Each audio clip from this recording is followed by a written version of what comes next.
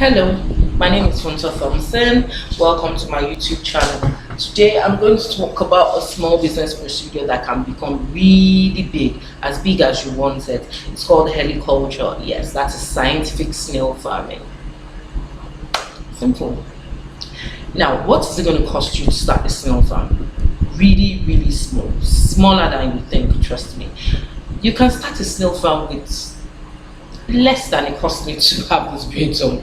Yes, it's really that cheap. I know someone who started a snail farm in a bowl.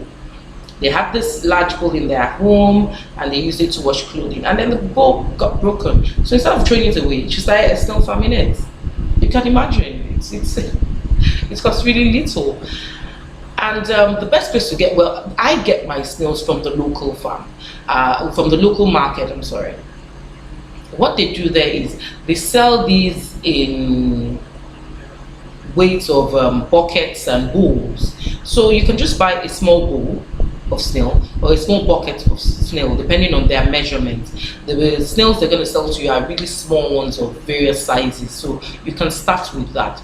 And as per the cage, what you're going to need, you can start with the basket.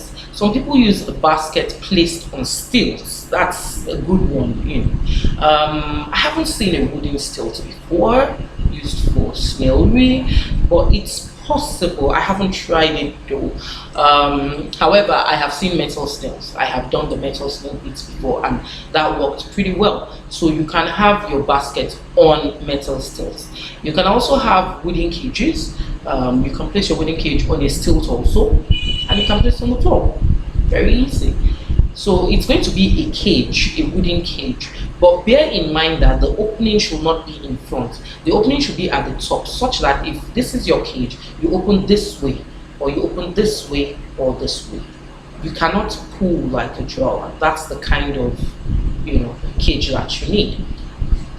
You're going to need soil. You're going to need soil for your cage. About 12 to 15 inches soil is fine, and you need good soil, breathable soil, not clay, because when you use clay soil and it gets wet, snails are unable to lay their eggs in those soils. So you need breathable soil so that the snails can dig into it when they want to lay their eggs. Now, when it comes to egg laying, snails are very, very prolific. Very, very prolific. They can lay dozens of eggs at the same time. Imagine, it's well worth it. And the species that lays, I think the highest amount of eggs is called Argentina, I think so. Yeah, that's the highest.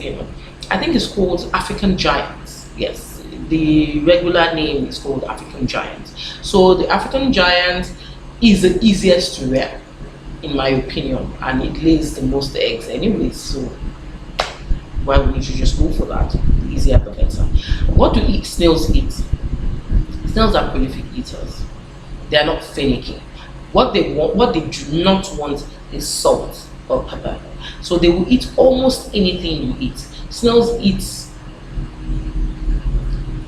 cassava leaves, pawpaw leaves, cocoyam leaves, water leaf, almost anything. And then they eat fruits. They love fruits. So pears, that's avocado. Pears, pawpaw, tomatoes. They're going to eat all that.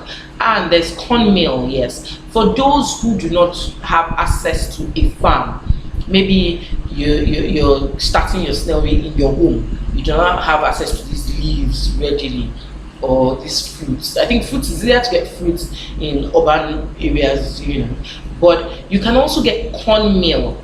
Snails love cornmeal. I use cornmeal a lot, and cornmeal is very, very cheap. The last time I purchased cornmeal at the market, I think I purchased for 3 for 15 naira. That's really cheap. 3 for 15 naira. And when I feed them with cornmeal, I don't even take it out of the leaf. I just open up the leaf and put the entire thing in the cage, and wow, they consume. They can really take care of themselves. You can do that much for them. So cornmeal is very cheap. So if you can afford to give them cornmeal and you can afford to give them fruits, you're good to go.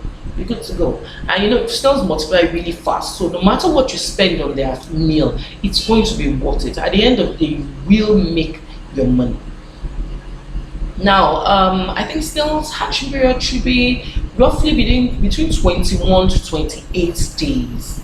Between 21 to 28 days. So that's good enough. That's good enough for you. That's good enough. And you said the rates at which snails grow is also beneficial to a regular farmer, because you do not have to put effort into it. You just put them there and more or less they sort themselves out. All you need to take care of is the feed. Now, when it comes to illness, snails do not really fall sick.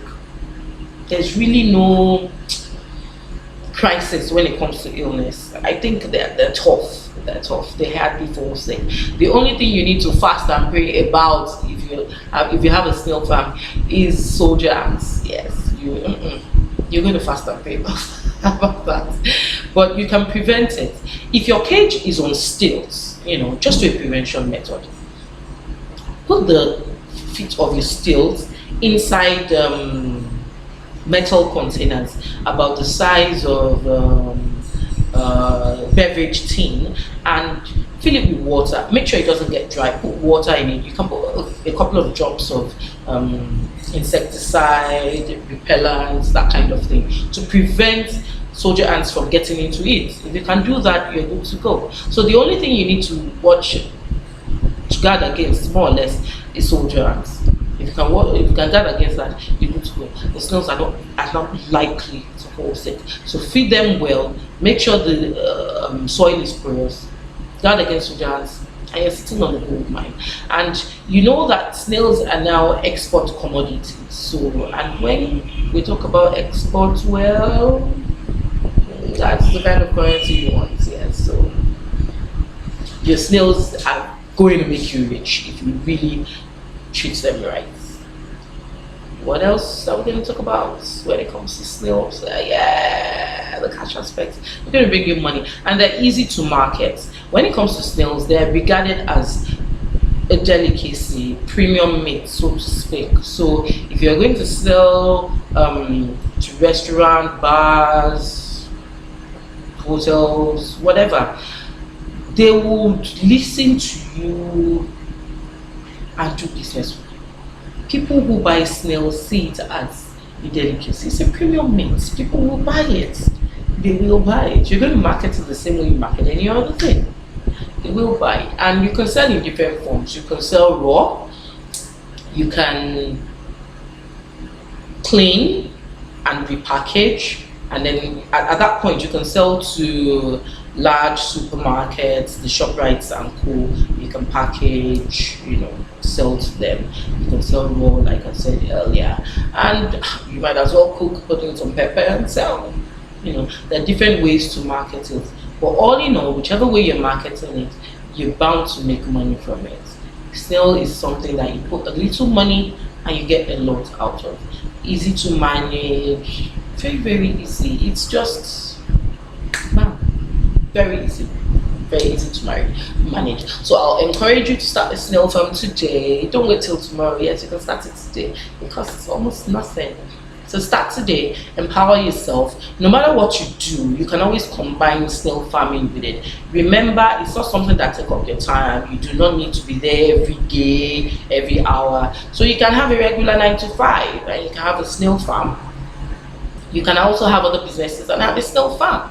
So it's going to be an aside for you, something to bring in extra cash. And by the time it gets bigger, you can now, decide to go into it full scale or not. It's really up to you, but it's worth your while. It's something you're going to enjoy. A lot of people start it as a hobby and it goes into a big business. So I always encourage people to do business. Start small, let it go big. Snail farming is worth it, like every other farming. Farming is in my blood.